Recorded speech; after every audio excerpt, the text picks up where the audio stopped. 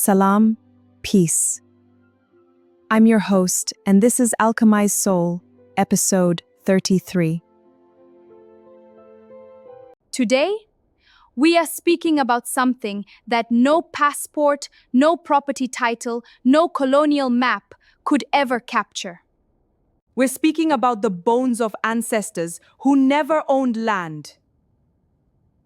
Not a single timad of soil. Not an inherited hillside. Not even the ground could absorb their tears. And yet, they passed down something that empires could not auction, cannot burn, and will never understand. We are asking the question, what does slavery teach about soul sovereignty?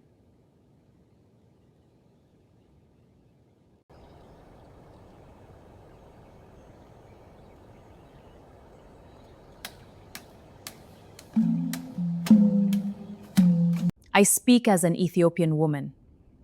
My country was never colonized, except in the way all African bodies were hunted.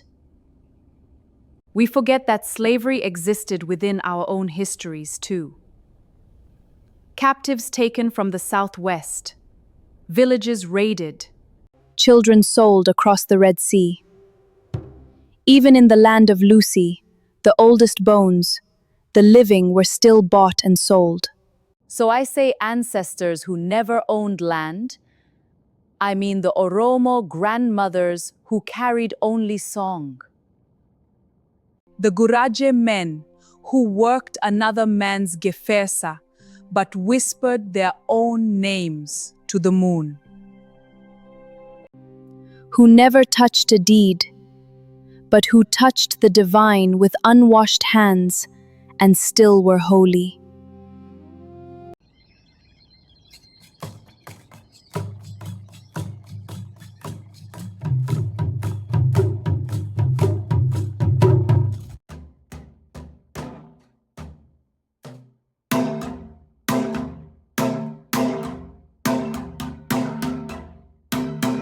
Sovereignty in the West is about having land deeds, credit scores, inheritance. But my ancestors and yours know a different arithmetic. They knew. You can take my harvest, but you cannot harvest my prayer. You can sell my child, but you cannot sell the ancestor who holds my child on the other side. That is soul sovereignty. It is not recognized by any court in Addis Ababa, Washington, or London. It is the unextinguishable Tewahedo. I am not what you own. I am who I remember.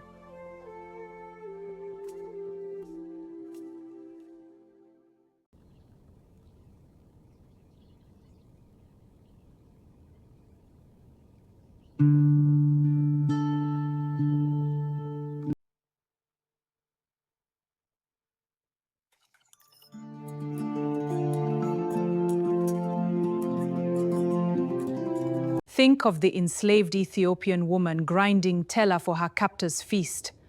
Her hands bleed, but in her chest, she is keeping a map. I have a mental map to the place where Enset grows wild, where my mola still sings my name. I have no land, but I have a ritual. Every morning, before the whip cracks, she faces east, not toward Mecca, toward her own beginning. She pours a little water on the ground for her mother's mother. That act owns nothing. And that act is everything. Slavery tried to sever spirit from body, to make the body cargo and the spirit a ghost. But the ancestors inverted that. They said, "You stole my geography. You did not steal my geometry. I still know how to arrange my soul toward home."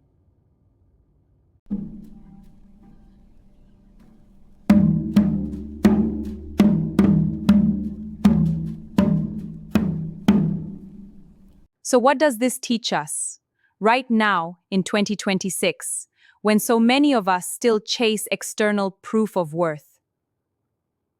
A visa, a house, a title, a safety that never comes? It teaches that sovereignty begins below the soil of ownership. You can be a refugee in a camp in Tigray. You can be a domestic worker in Beirut with your passport held by someone else. You can be a university graduate in Addis, selling coffee on a corner because there are no jobs. And you can still embody soul sovereignty. Because soul sovereignty is not about what you hold in your hand.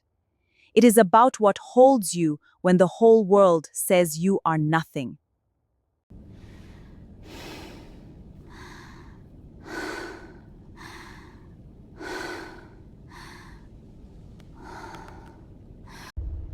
Here is the alchemy.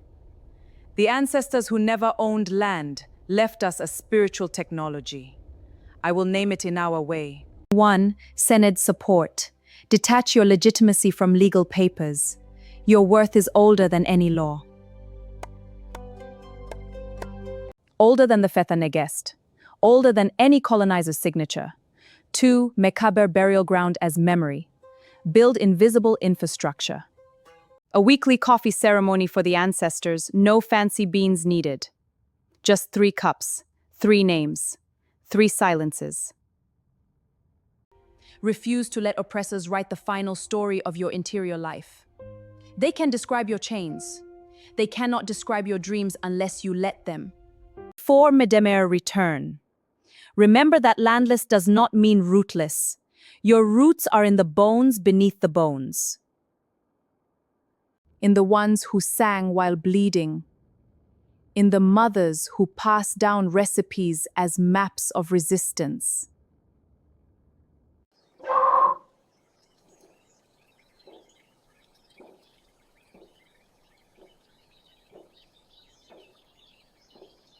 So here is your integration for this week. I want you to light a single candle or a small chibi oil lamp if you have one. And I want you to say aloud, Leya abbatoch na innatoch, meret aliyacheum.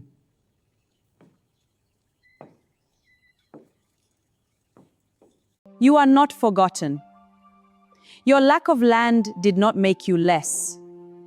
What you protected without deed or title, I now carry in my spine. I am soul sovereign, and so were you. A window ledge, a plant, even a bowl of soil, and sit in silence for 2 minutes. Do not fix anything, do not manifest, just let their silence hold yours.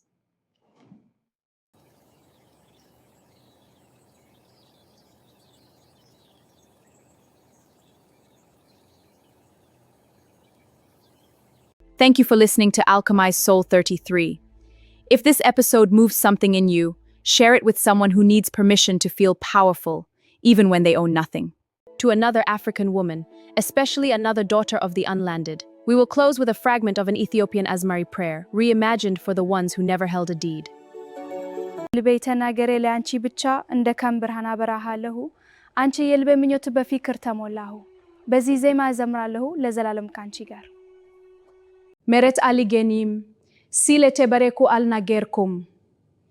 I had no land, which is why I am blessed. They weighed my body, but my soul was not for sale. Ask the dust beneath your feet, whose name it remembers.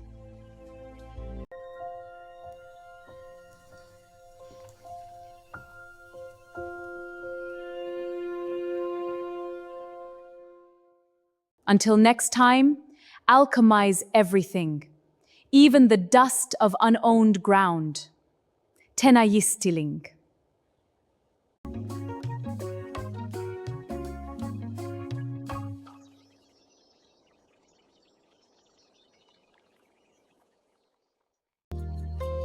The time has come to part.